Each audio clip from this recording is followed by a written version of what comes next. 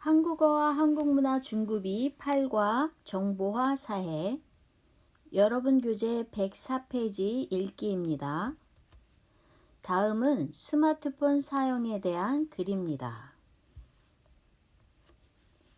여러분, 우리 손에는 항상 스마트폰이 있어요. 스마트폰으로 무엇을 하죠? 사진이나 동영상 촬영을 해요. 음악 듣기도 해요. 텔레비전, 라디오 시청도 하고 게임도 하고 영화도 봐요. 또 영상 통화를 해요. 카톡방을 만들고 이메일도 보내고 사진도 전송해요. 사진을 보낼 수 있죠. 직장에서는 단체 카톡방을 만들어서 서로 연락도 하고 이야기도 하죠. 인터넷 뱅킹, 은행에 가지 않고 스마트폰으로 은행 일을 볼 수도 있어요. 그래서 스마트폰을 손 안에 컴퓨터라고 불러요. 내 손 안에 컴퓨터가 있다. 스마트폰 하나만 있으면 못할 것이 없다. 모두 할 수 있다. 집이나 가정 어디서나 사용할 수 있어서 스마트폰은 너무 편리합니다. 자, 글을 읽어볼게요. 스마트폰은 손 안에 있는 컴퓨터와 같다. 스마트폰 하나만 있으면 사진 촬영, 동영상 촬영, 음악 듣기까지 모두 가능하다. 모두 할 수 있다. 텔레비전과 라디오 시청, 게임하기, 인터넷 사용 등 못할 것이 없다. 모두 할 수 있다. 유럽에 있는 친구와 영상 통화를 하면서 안부를 물을 수 있다. 잘 지냈니? 특별한 일은 없니? 안부를 묻다. 사진을 즉시 전송할 수도 있다. 사진을 전송하다. 전송, 보내다는 거죠. 직장에서는 연락도 할 겸 서로 의견도 나눌 겸 단체 카톡방을 만들기도 한다. 자, 단체 카톡방을 만들어서 의견도 교환하고 하나 더 연락도 해요. 그래서 행동은 하나를 하지만 목적은 두 개, 을 겸.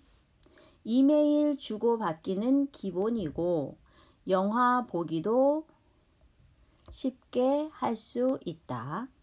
스마트폰을 통해 인터넷 뱅킹도 가능하기 때문에 손쉽게 간단하게 은행 일을 보기도 한다.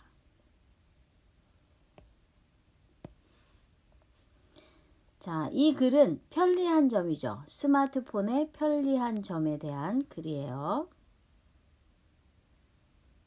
자, 이 문단 볼게요. 그러나 조금 전에는 편리한 점을 읽었어요. 그러나 하면요, 반대라는 뜻이겠죠. 스마트폰으로 대부분의 일을 해결할 수 있지만 잘 관리하지 않으면 여러 문제점이 발생한다. 자, 그럼 여기는 뭐가 나와요? 문제점에 대해서 나오겠네요. 먼저 스마트폰의 지나친 사용으로 중독에 빠질 수 있다. 자, 여기 보세요. 다른 거는 안 해요. 스마트폰만 해요. 이럴 때 우리는 중독에 빠지다 이렇게 표현합니다. 스마트폰이 없을 때 불안해서 일이나 공부에 집중할 수 없으면 중독이다. 중독. 스마트폰으로만 대화를 하기 때문에 여기 사진 보세요. 스마트폰으로만 대화를 하기 때문에 이웃뿐만 아니라 가족과도 대화가 단절될 수밖에 없다. 대화 단절. 말을 한다 안 한다? 말을 안 해요. 스마트폰으로만 말해요. 얼굴 보고 말을 안 해요. 스마트폰을 분실하거나, 분실은 뭐죠? 잃어버리다. 해킹을 당하면 해킹을 당하다. 자, 이 그림 보세요. 이 사람이 지금 해킹하는 거예요. 개인정보. 개인정보는 내 이름, 주소, 전화번호를 개인정보라고 하는데 이걸 몰래 빼서 다른데 외부로 나가게 하는 거예요. 그래서 해킹을 당하다. 해킹을 당하면 개인정보 유출이라는 심각한 문제가 생긴다. 그래서 개인정보 유출은 뭐예요? 밖으로 나가는 거예요. 나도 모르는 밖으로 나가는 거, 내 정보가 개인정보 유출. 사진이나 동영상 등의 사생활이 노출되어 사생활은 내 개인적인 생활을 말해요. 나만 알고 있는 내 개인적인 생활을 사생활이라고 하는데 그 사생활이 노출은 뭐예요? 다른 사람에게 보여지는 거예요. 사생활이 노출되어 나쁜 영향을 끼칠 수도 있다. 이건 뭐예요? 그 사생활 노출 때문에 나에게 나쁜 일이 생길 수도 있다.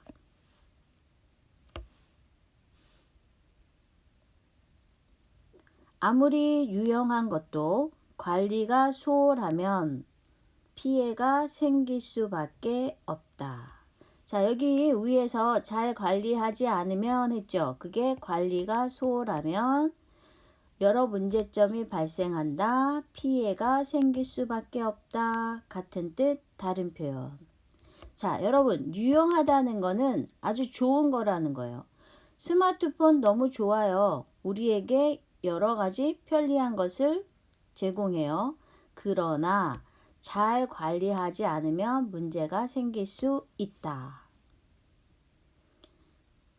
이 글은 스마트폰의 편리한 점이 아니라 무슨 점일까요? 그렇죠. 문제점이에요.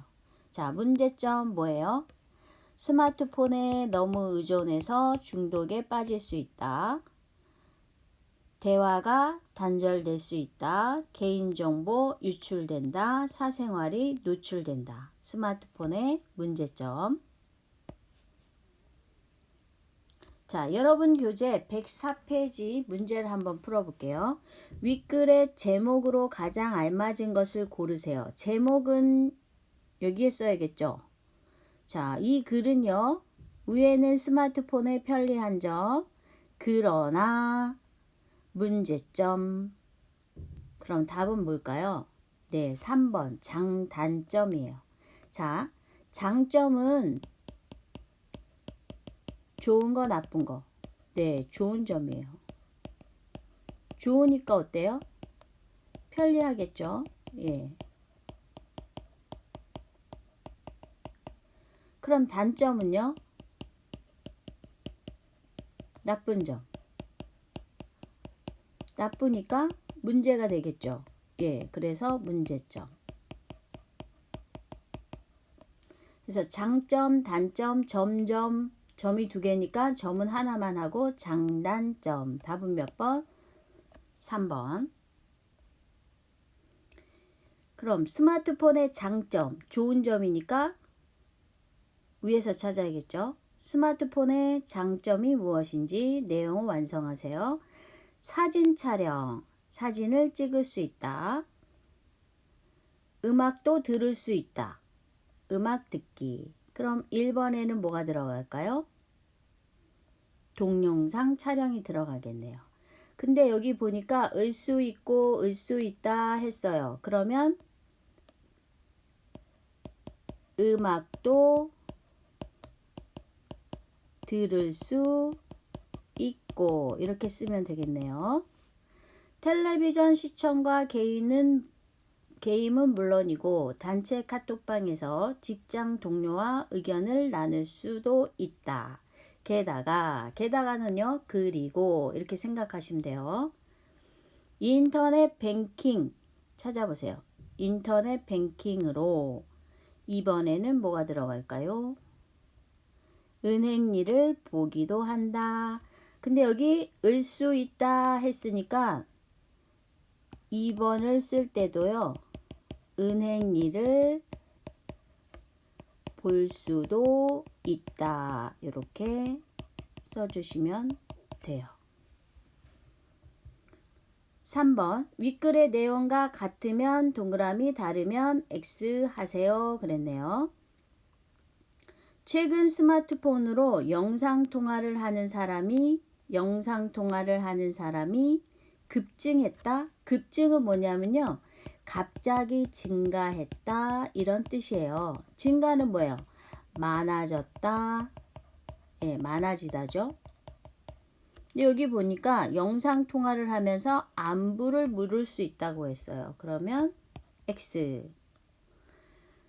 사람들은 은행에 가는 것보다 스마트폰 뱅킹을 선호한다. 자, 스마트폰을 통해 인터넷 뱅킹도 가능하다 그랬어요.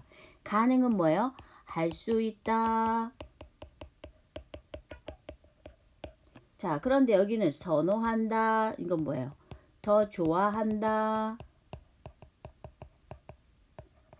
근데 여기 비교가 있어요. 비교는 없어요. 그쵸? 비교하지는 않았어요.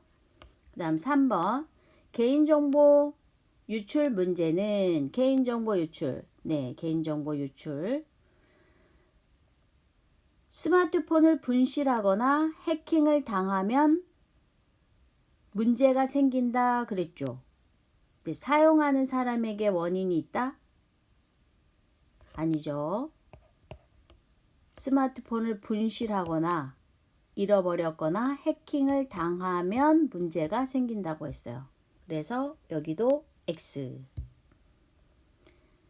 자, 여러분 우리는 글을 다 읽어봤어요. 이제 여러분이 이 글을 읽어보면 좋겠습니다. 1문단 편리한 점, 그러나 2문단 문제점. 한번 처음부터 끝까지 읽어보세요.